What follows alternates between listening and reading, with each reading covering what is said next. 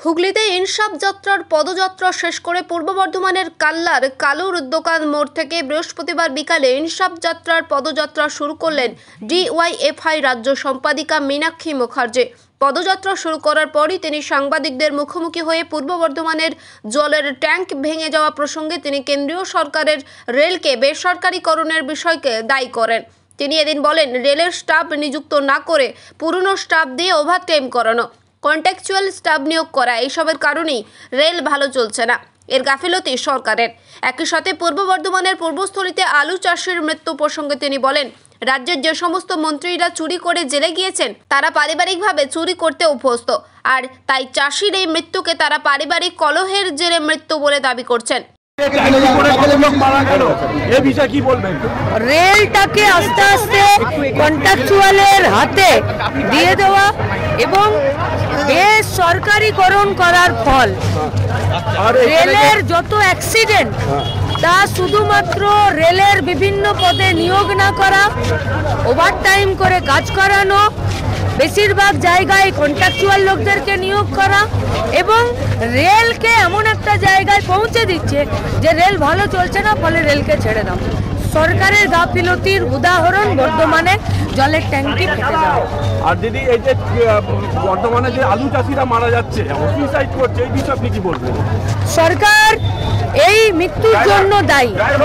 সরকার এই গোটা সিস্টেমটা চাষিদের, আলু চাষিদের, ধান চাষিদের তাদের সমস্যার জন্য দায়ী। যে সরকারের একমাত্র উদ্দেশ্য হলো চুরি করব আর নিজেদের পকেট বাড়াবো, সেই সরকার কখনো আলু চাষিদের পক্ষে দাঁড়াতে পারে না।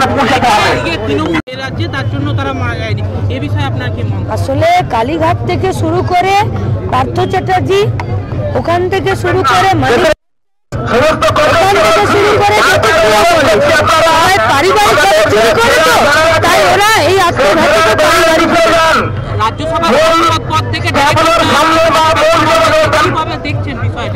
এতে আলু চাষিদের মৃত্যু হার কমে যাবে না। এতে যে ট্যাঙ্কিটা বর্ধমানে ভেঙে পড়ে গেল, 3 তারিখে যার ফিট সার্টিফিকেট দিয়েছে তার কিছু যায় আসে না। আসা যাওয়া মেঘের খেলার মতো এদের তৃণমূল বিজেপি তৃণমূল সাংসদ নয়, বিধানসভা স্পিকার, পার্লামেন্টের স্পিকার সবাই নিজের দায়িত্ব থেকে হাত ঝেড়ে ফেলে দিয়েছে। মরছে গোটা রাজ্যের মানুষ, গোটা দেশের মানুষ। এই বিষয়ে আপনাদের আন্দোলন সংগঠিত হবে? এই যে আপনার বর্তমানে যেভাবে 3 জন মানুষ মারা গেল এবং এই যে রেলের যে পরোয়াভাবে যে কোনো জিনিসের মেনটেনেন্স হচ্ছে না, এই বিষয়ে আপনাদের আন্দোলনই তো চলছে। আপনি কোথায় এসেছেন আজকে? এইটাই তো আন্দোলন। আপনারা কি ভাবছেন যে মমতা ব্যানার্জির মতন বিধানসভা ভাঙচুরের আন্দোলন?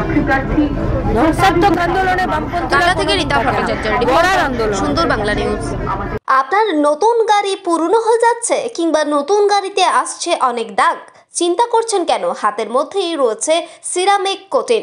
নতুন গাড়িকে দীর্ঘদিন নতুন রাখতে এবং পুরনো গাড়িকে নতুন করতে আজই যোগাযোগ করুন পূর্বাশা কার ডিটেলিং কোম্পানির সঙ্গে। প্রচণ্ড রোদ বৃষ্টি থেকে রক্ষা এবং আপনার গাড়ির রং উজ্জ্বলতাকে ফিরিয়ে আনতে দেরি করছেন কেন? আজই যোগাযোগ করুন এই নাম্বারে 9134520772। আমাদের ঠিকানা কাল্লা, পূর্ব বর্ধমান। সেরামিক কোটিংটা অ্যাকচুয়ালি গাড়ির একটা পেইন্ট প্রোটেকশন।